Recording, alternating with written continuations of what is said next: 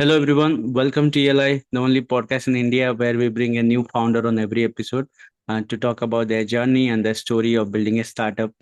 And today we have with us Nikita Baliarsingh, who is the co founder of Nexus Power, which is building rechargeable, bioorganic, and biodegradable batteries from crop residue. Hello, Nikita. Welcome to ELI. Hi, Priya. Thank you so much for having me on the podcast. It'll be a pleasure to discuss about my journey and tell everybody how we began and what we're up to.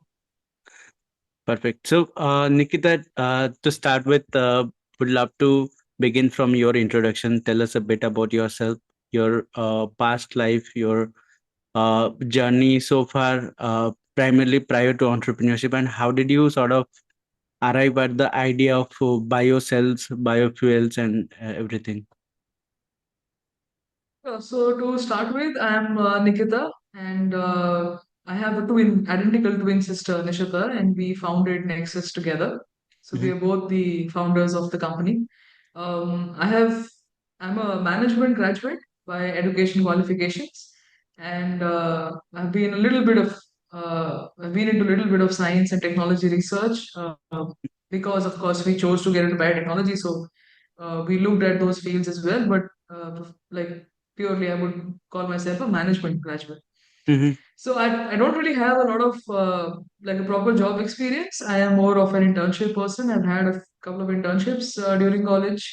Hmm. And post that, I was working with my father. So typically, this venture is my first professional outing. Okay. To give you a little brief of how we started with Nexus and what exactly happened and what the story was. So, my sister and I, we belong to a business family and we've Hmm. seen business all our lives around us. So I don't think there was a second thought when we decided to start our own venture. It was always there in us, and that's what we'd seen around us. So we were very sure that we wanted to be entrepreneurs ever since we were kids. Okay. So once we were sitting in the college classroom and there was some discussion happening about sustainability, Hmm. where people were talking about electric vehicles being a sustainable alternative, and how the environment needs a lot of care. So at that point of time, it was a very fascinating thing for us because India was not making electric vehicles indigenously. Hmm. A couple of concepts were displayed in auto expos, but nothing had come into the market. I'm talking about 2017, 2018 Hmm. auto expos. And Okay. at that point of time, Nishida and I, we wanted to make four-wheeler electric vehicles indigenously made in India. So Hmm. that's what we started off with. The moment we graduated from college, we plunged into making electric vehicles. We did our research. We tried to collect components and began the designing. And during this phase of component collection is when we realized that the batteries are not made in India. They are imported Hmm. from other countries, and they're pretty expensive. That is what is making electric vehicles really expensive. Okay. Also, there were much more concerns because lithium is really volatile. It's not as safe and renewable for the world as it sounds like. It's a little hazardous material and it's very rare. It's scarce. It's a rare earth material. It's scarce. Hmm. So, looking at these problems, we thought that why not work on batteries to make electric vehicles a household commodity? You have to first make the components as available and as affordable Hmm. as you want to make the vehicles. So motors are already there in plenty. There's not much of research happening there and not much of scope also, to be honest. Right. But batteries was a segment where we wanted to make batteries from earth abundant material and materials which are safe and which does not harm the planet and the people too much. Hmm. So naturally, we decided to plunge into battery technology as our genre of business. We wanted to make batteries from materials that could be available across the globe and in plenty. And we also definitely wanted to make batteries which were easy to dispose of Hmm. because lithium batteries actually pile up in e-waste. So we wanted batteries which could be disposed of comfortably, whether biodegradable or recyclable or whatever. So we Right. started doing our research there. It was a late night terrace conversation when we decided to look at biomaterials as Hmm. a battery cell chemistry, and we started working on it. Hmm. Eventually, in parallel space, during the same time, there was a lot of news about the air quality index going bad in the northern parts of India, which primarily was because of the crop residue being burnt. Hmm. So now we were sustainability fanatics. We want to do something there also. So it was a very vague idea that, we are making batteries from biomaterials. Why don't we try and extract our biomaterials from this crop waste? It is Mm-hmm. anyway a waste for the agriculture industry. They are burning it. So instead of burning it, let us just buy it and see if we can make our batteries from materials that we can extract from this crop. Okay. So we did an experiment. All of this was happening in in the middle of COVID. We were doing these experiments at home, and we made our first battery at home, which was about a 2.55 volt kind of a chemistry, Mm-hmm. and it was rechargeable. We made it out of crop waste, and I think the Nexus loop was complete, and we were sure that we had to do this because the results were so promising. So immediately, I think Nexus was built, and we started making batteries from crop residue. That's how it happens. Got it. When you say you were building it, was it you yourself building it, or did you hire a team of engineers who had probably cell making R&D to do it? Honestly, when we started off, it was just me and Nishita, Mm-hmm. and neither of us is from the science background. To clarify, we were management grads all our life. Because it was in the middle of COVID, we had not officially registered until then when we did our first experiment.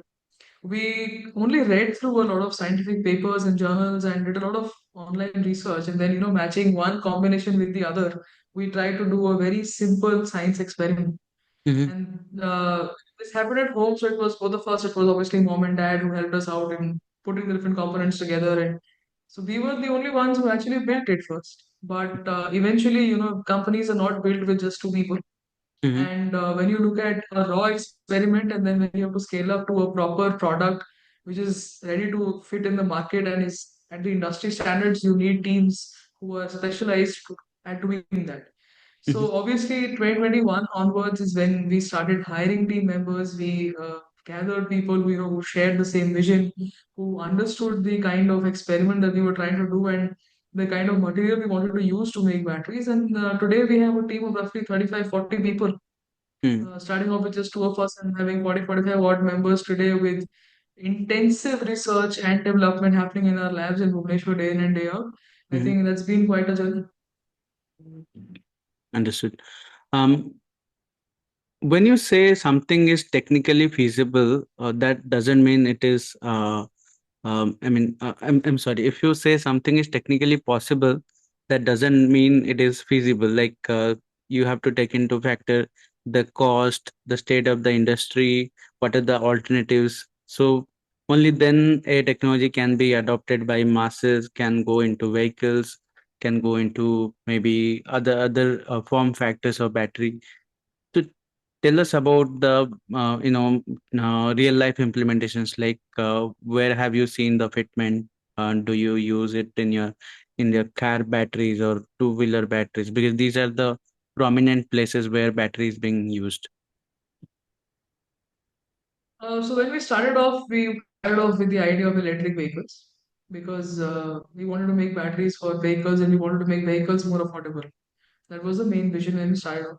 Eventually, when we started building these batteries, so these are rechargeable batteries, and the form factor is very similar to what is already available in the market. So we Mm-hmm. are actually not changing too much on the infrastructure side. The charging setup is the same, the form factor and the size of these cells and battery packs is the same. It's only that the internal chemistry has changed. It's not lithium anymore, it's lithium free, and it has biomaterials. So only the chemistry changes, more or less the shape size. The other infrastructure is just the same.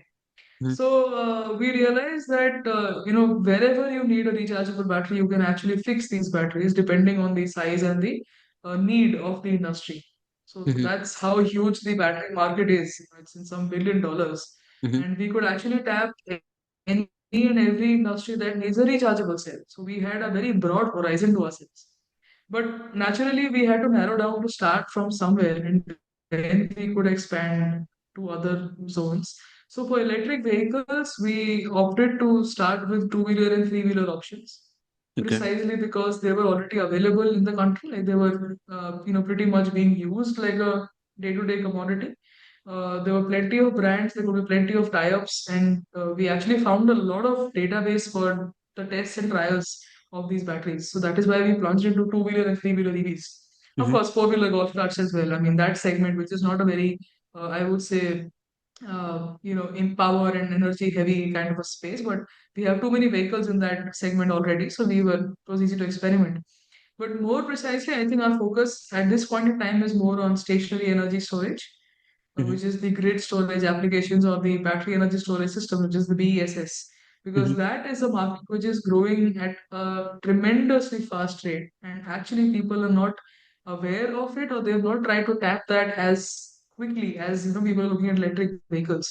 So the Right. moment we say batteries, electric vehicles comes into our mind, but the stationary industry is actually far more in need of these energy storage systems, and it is growing way faster than what the vehicle or the mobility segment is growing at.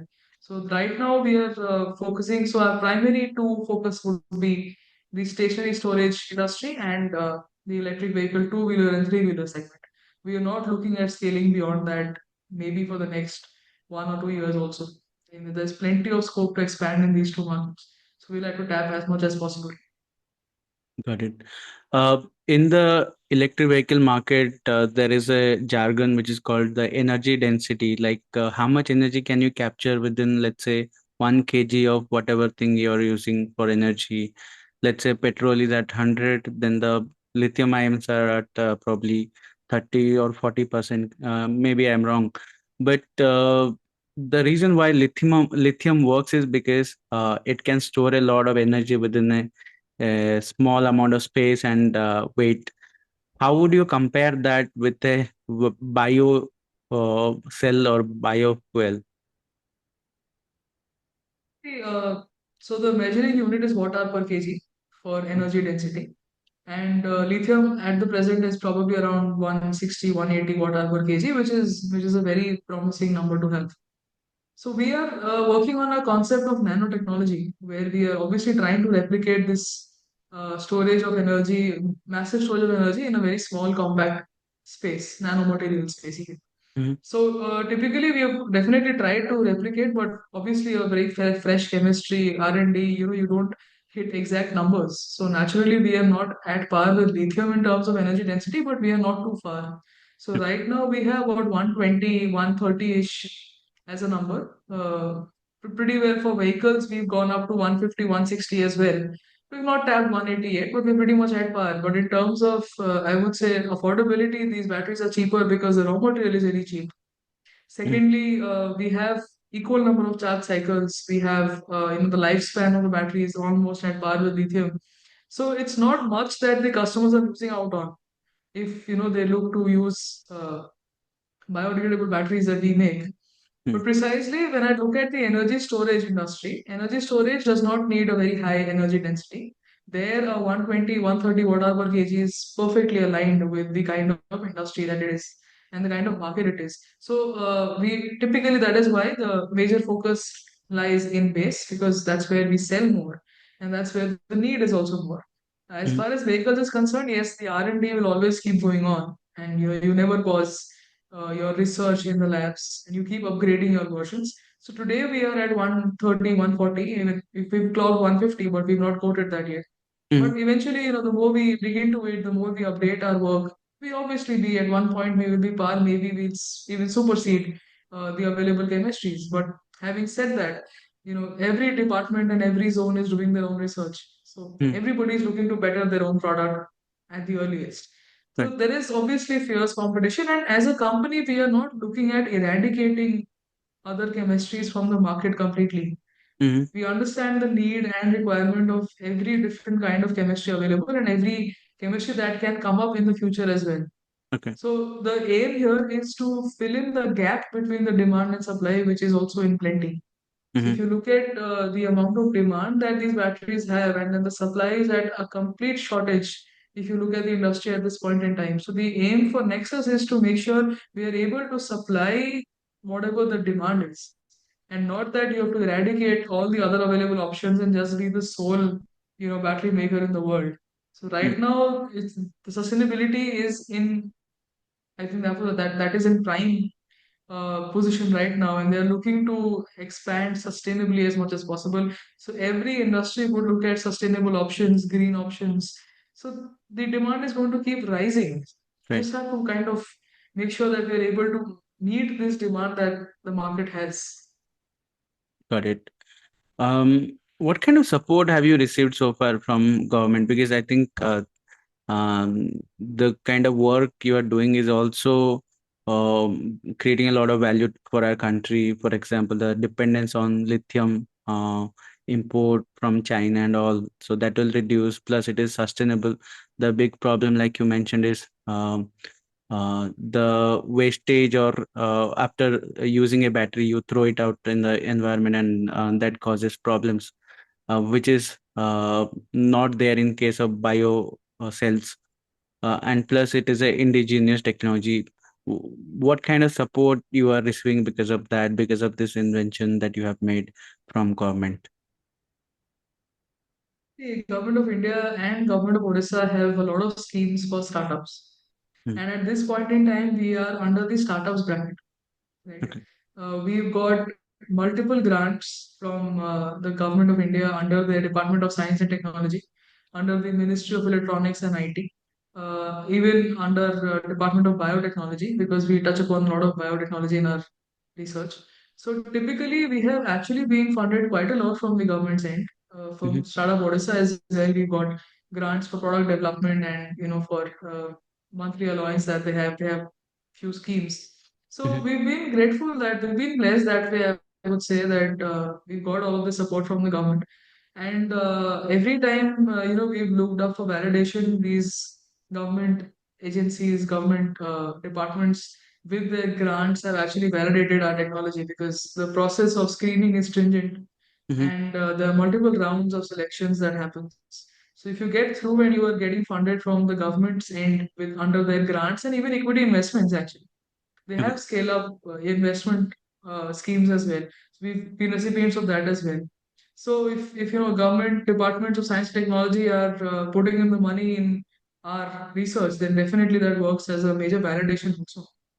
So far we've not ventured into direct government support in terms of land and building and other raw materials because I believe startups there is a different steps that you have to take when you grow. And Mm-hmm. we are at this stage where right now we are doing pilots and we've not gone commercial yet. So the Okay. next phase for us would be to start looking at that kind of support from the government where we can look at government tie-ups or PSU tie-ups and so on and so forth. But at this point in time, probably the kind of support that we've already received through incubation centers in Bhubaneswar, we've been very closely connected with the KIT TBI, Mm-hmm. and Mm-hmm. they've been very supportive in facilitating all of these different grants to us. Similarly, we've been part of multiple DST events. We've showcased at the DST Startup Utsav, and we've been fortunate to be one of the top three in their compendium. So Mm-hmm. they've kind of put in a lot of light on us, and they've given us the push that we need. Okay. It's on to us now to actually materialize and make the best out of it, and we're on it. Got it. Uh, I also read on your website that you have filed a couple of patents under your company's name. Can you tell us about, what kind of patents have you filed? If any of the patents have, been approved, and if any companies are also using your patent to create mass scale technology. We have patents on our technology because it's core to us, it's indigenous, and we've developed it. Mm-hmm. So we have patents on our material that we synthesize. We have patents on the process of making of this material.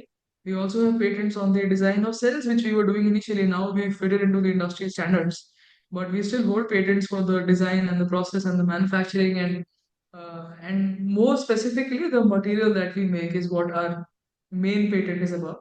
Mm-hmm. Patent granting is a long process. It doesn't happen very quickly. So we are still in the process of being granted, but they're all filed and the evaluation is on. So since Mm-hmm. it's not granted yet, we've not actually released anything of that patents out in the market yet.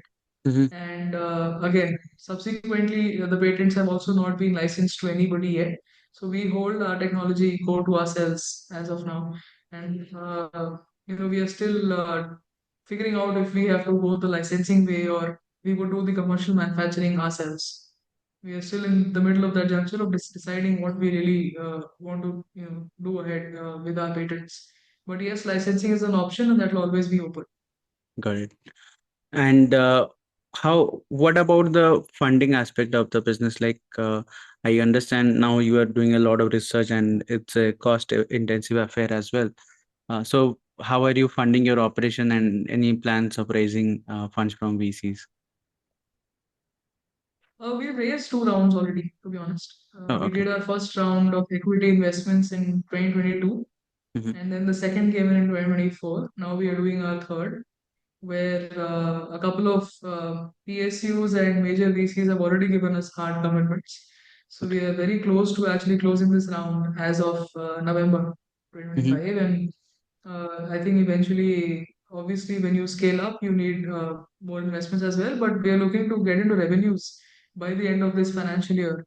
So hopefully that will add on to the entire funding part of the project. Initially, we started Bootstrap, and then a lot of Government of India and Government of Odisha grants actually kept us floating. Mm-hmm. And once we were ready with our proof of concept and the MVPs and the prototypes, and then once that was in place, once a couple of tests were in place, Mm-hmm. VC and angel funding came in 2022. Ever since then, we've continued the same means. We've still been garnering grants and equity investments from the government of India, from Startup India initiatives, and Mm-hmm. we've also got private angels and VCs and now PSUs on the cap table. Got it. And here is my final question. I understand over the years, your vision reached, would have changed over the years, would have, based on the current state of EV industry and all the innovations that you have made. Wish to know what is the further vision that you have. Would you go down the research and innovation path? Would you go down on the commercial path? Where do you see yourself in next 5 to 10 years time? For me personally, I would want to make this battery go commercial because it's very powerful. It has a lot of potential, and the results are positive. So definitely, we want to manufacture this. We are looking to go commercial, get into proper commercial revenues by the end of this FY itself. Mm-hmm. As far as research and development is concerned, I think we are working on batteries and we would continue upgrading our versions, upgrading our technology. But I don't think we want to limit ourselves to being only an R&D.